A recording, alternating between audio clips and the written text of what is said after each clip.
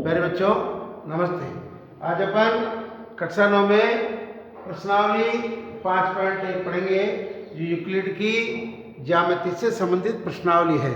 Euclid एक ज्यामिति का जनक माना जाता है। यूक्लिड ने ही ज्यामिति के क्षेत्र में विशेष उपलब्धि अपने को इसमें हासिल किया। ज्यामिति में सबसे पहले बिंदु, रेखाखंड, किरण, रेखा, कोण इन सब का बारे में उसने विस्तार से अभिधारणाएं और अनुगणित अपने को दिया।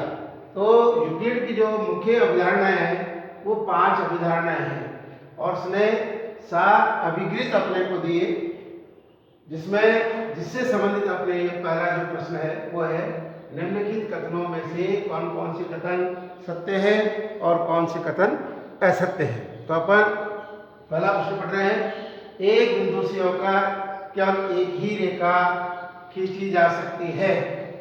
तो अपन देख रहे हैं, जैसे अपन ने एक बिंदु लिया, इसको अपन ने ए नाम दिया, तो एक बिंदु से होकर केवल एक ही रेखा खींची जा सकती है प्रश्न है, तो अपन इसको लिख सकते हैं ये कथन असत्य है।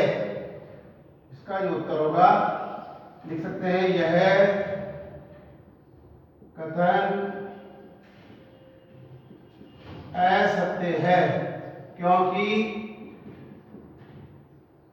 अब इसको अपन असत्य क्यों बता रहे हैं। जैसे अपन ने बिंदु ए लिया, यहाँ से अपन ने एक रेखा खींची और इधर खींची, फिर ये खींची, तो इस प्रकार अपन बहुत सारी रेखाएं बना सकते हैं। जो अपना कथन था एक बिंदु से होकर केवल एक ही रेखा खींची जा सकती है, तो इसको अपन असत्य साबित करते हैं, क्योंकि इससे एक बिंदु से अनंत रेखाएं खींची जा सकती है। इस प्रकार अपन इसको असत्य लिखते हैं।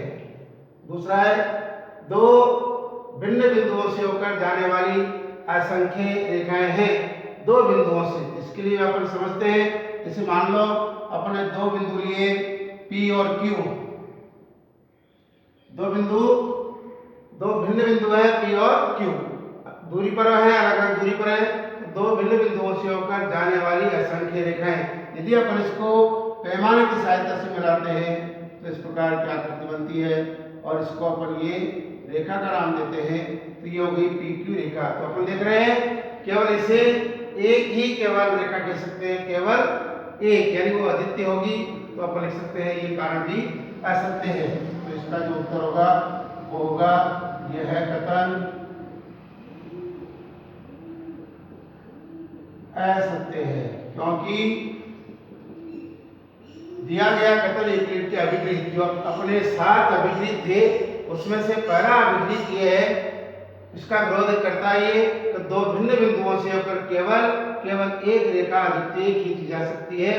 उसका जो यूक्लिड का अभिगृहित पहला था कि भी दो बिंदुओं से केवल एक रेखा खींची जा सकती है, ये उसका अभिगृहित था। तो इसका उल्टा हो गया, इसलिए अपन ने इसको लिख दिया गया कथन यूक्लिड की अभिगृहित एक का विरोधाभासी यानी उल्टा है, इसलिए क्योंकि दो बिंदुओं से केवल एक और एक ही यानी अद्वितीय का अर्थ होता है उसके बराबर कोई दूसरा नहीं, तो वह एक रेखा खींची जा सकती है। इसलिए अपन इसका यूपी के उदाहरण दे सकते हैं। तीसरा है एक शांत रेखा दोनों ओर अनिश्चित रूप से बढ़ाई जा सकती है। ये कथन अपने को लगता है सत्य है, तो यह लिखेंगे यह कथन सत्य है, क्योंकि यूक्लिड की अभिधारणा जो है 5 अभिधारणाएं दी यूक्लिड ने, तो उसमें से दूसरी अभिधारणा के अनुसार एक शांत रेखा को अनिश्चित रूप से आगे बढ़ाया जा सकता है। जिसके लिए अपन समझ सकते हैं, जैसे अपन ने एक रेखा बनाई B और C, तो ये रेखाखंड हो गया और ये बन गई रेखा, तो रेखा का नाम है BC। तो कह रहा है एक शांत रेखा, ये शांत है भी, तो एक शांत रेखा दोनों अनिश्चित यानी अनिश्चित का मतलब इसको आगे और अपन बढ़ा सकते हैं। ये तीर के निशान जो यही प्रदर्शित करते हैं कि ये रेखा अनंत तक आगे बढ़ सकती है। इसी प्रकार बिंदु B से भी अपन इसको आगे बढ़ा सकते हैं। तो अपन ने अपना कथन था क्योंकि यूक्लिड की अभिधारणा 2 के अनुसार एक शांत रेखा को अनिश्चित रूप से बढ़ाया जा सकता है। इसलिए और कथन प्रश्नानुसार यही था, एक शांत रेखा के दोनों ओर अनिश्चित रूप से बढ़ाई जा सकती है, तो ये कथन सत्य है।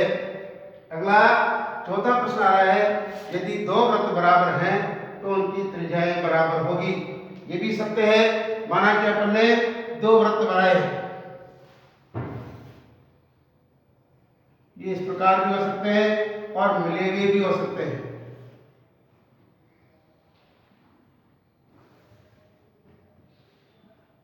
ये दो वृत्त बना दिए, यदि दो वृत्त बराबर हैं तो उनकी त्रिज्याएं बराबर होगी, ये कथन भी सत्य है। तो यहाँ लिखेंगे उत्तर, यह कथन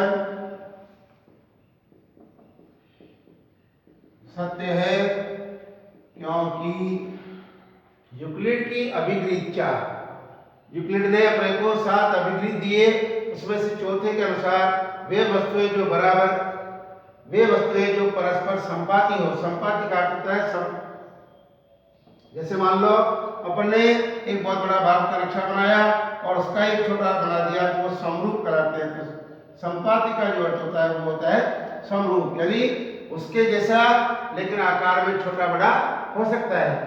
तो यूक्लिड की अभिगृहीत चार के अनुसार वे वस्तुएं जो परस्पर संपाती हो एक दूसरे के बराबर होती हैं, यानी ये समरूप है इसलिए बराबर हो सकती है, जिससे इनके केंद्र और परिधि परिसीमाएं संपाती होगी। मान लो अपन ने दो प्रतिच्छेद वाले बिंदु बनाए, यहाँ इनका केंद्र बिंदु होगा और ये जो होगी इसकी त्रिज्या,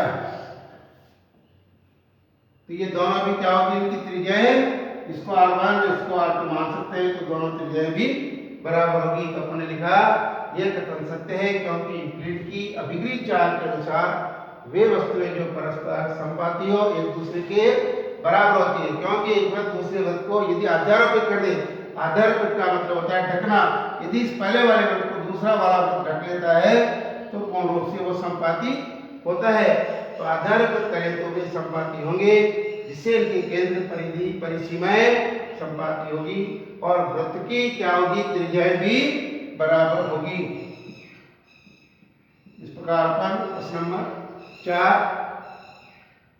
हल कर सकते हैं। पांचवा जो प्रश्न है, आकृति में यदि AB बराबर PQ, अपने को दे रखा है प्रश्न में, ये AB है और ये PQ है, तो आकृति में यदि AB बराबर PQ तथा PQ बराबर XY, AB बराबर है PQ तो PQ बराबर है XY, वो तो अपन कह सकते हैं क्या, कभी AB बराबर XY, तो इसके लिए भी अपन लिख सकते हैं यह कथन सत्य है क्योंकि यूक्लिड की अभिगृहीत एक के अनुसार वे वस्तुएं जो एक ही वस्तु के बराबर हो एक दूसरे के बराबर होती है। यानी ये दोनों अपन लिख सकते हैं AB बराबर, ये दिया गया था अपने को AB बराबर PQ, तो माना कि इसकी लंबाई 4 सेंटीमीटर है तो निश्चित रूप से इसकी लंबाई भी 4 सेंटीमीटर होगी।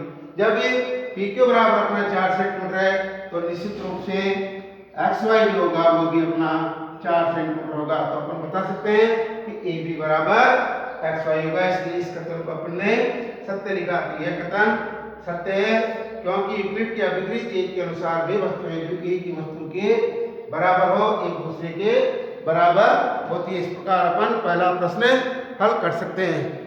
कल अपन परिभाषाएं पढ़ेंगे प्रश्न नंबर 2 में।